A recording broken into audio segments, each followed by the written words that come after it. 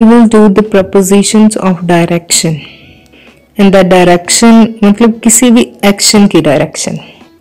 Prepositions of direction are those words which show us to where or in which direction something moves. मतलब कोई भी चीज या कुछ भी मतलब किस डायरेक्शन में वो मूव कर रहा है. Into and out of. Into means going from outside to inside. मतलब बाहर की तरफ से अंदर जाना. For example, he dived into the pool. अब यहाँ पर हम in नहीं यूज करेंगे because the person is in motion. उसकी movement हो रही है. That's why into.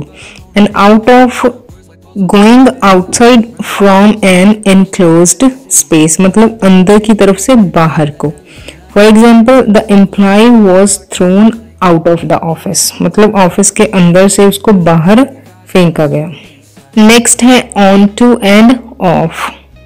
On to means ऊपर की तरफ मतलब नीचे से ऊपर को जाना. The movement from down to up. For example, the toddler is trying to get on to the chair. कि मतलब उसके ऊपर वो जाने की ट्राई कर रही है. On to the chair.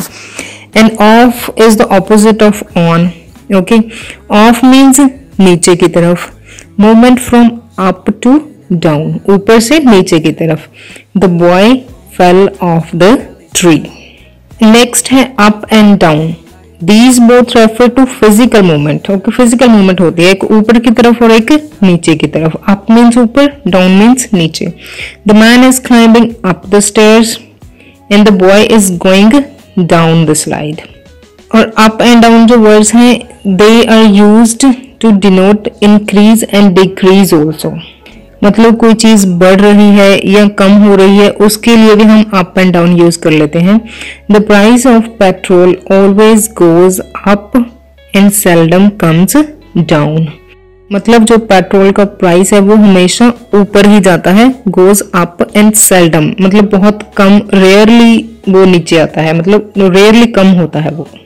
Next है towards and away from. Towards is used when the object is closer to something. मतलब किसी की तरफ. The boy ran towards his mom. And away from when the object is farther from something means दूर होना. The ship sailed away from the shore. So that's all with the prepositions of direction and I hope you get these.